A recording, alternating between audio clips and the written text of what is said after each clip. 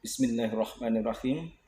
Eh, kita sangat membanggakan sosok dari pejuang kemerdekaan Negara Kesatuan Republik Indonesia yaitu Letnan Komarudin.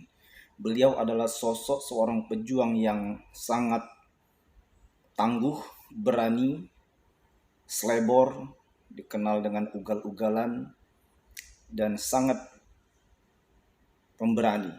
Sosok pejuang ini sangat luar biasa yang terkenal dengan serangan 1 Maret tahun 1949.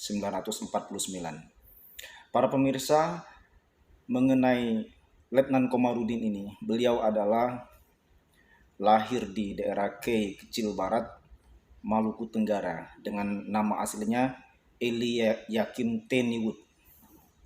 Ini nama kecil beliau, Eli Yakin Teniwood. Jadi pahlawan kita ini, Letnan Komarudin ini berasal dari anak Maluku Tenggara.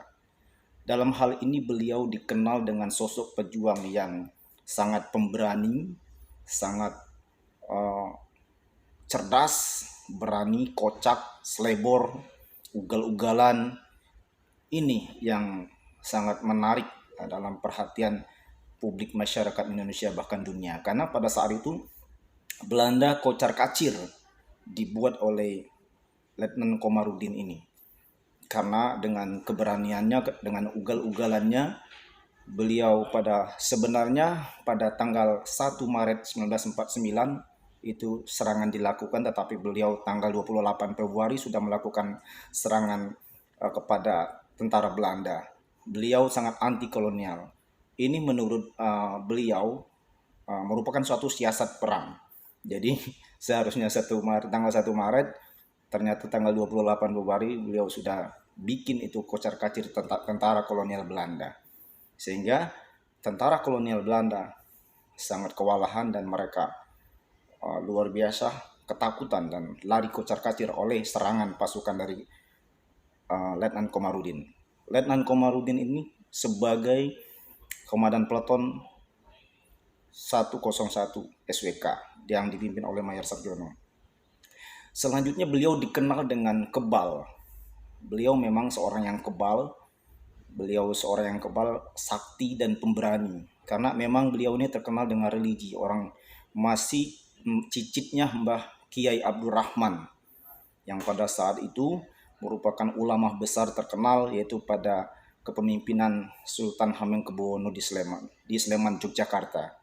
Dan termasuk beliau adalah merupakan suatu pejuang, yaitu salah satu panglima besar pejuang di pasukan Pangeran Diponegoro, yang pada saat itu Pangeran Diponegoro ini yang merupakan pahlawan yang sangat berjasa mengusir kolonial Belanda yang ada di bumi pertiwi ini.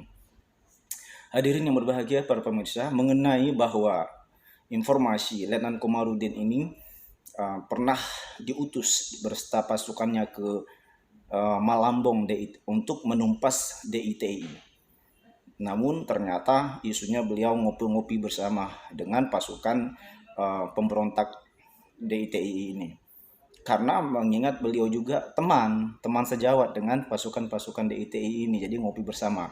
Kalau bagi saya pribadi, bagi kami, wajarlah namanya teman. Ya, ternyata pemberontak ini teman. Kalau teman kan kita susah juga untuk memisahkan.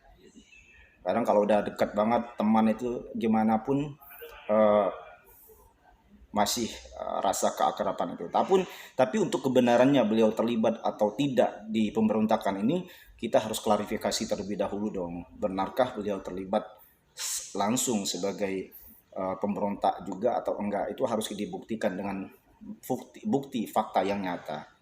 Tapi di sini diisukan beliau malah ngopi-ngopi bersama dengan pasukan DITI, pasukan pemberontak ini. Karena sebelumnya mereka satu perjuangan, baik itu menimba ibu agama atau satu rekan kerja sebelumnya. Jadi satu rekan pasukan begitu. Para hadirin yang berbahagia, ya kita sikapi memang beliau ini kalau kita ambil sisi positifnya sangat pemberani, seorang yang kebal, seorang yang humoris, orang yang kocak, selebor, sehingga tentara Belanda dibikin kocar-kacir oleh Letnan Komarudin ini. Jadi memang kalau kita lihat ya, orang yang mempunyai kesaktian itu selalu dekat sama Allah Subhanahu wa taala. Jadi kalau dia, Allah sudah berkehendak kalau orang-orang bersih, mempunyai hati nurani, agamanya bagus, religi, apa yang dia minta Allah kabulkan memang.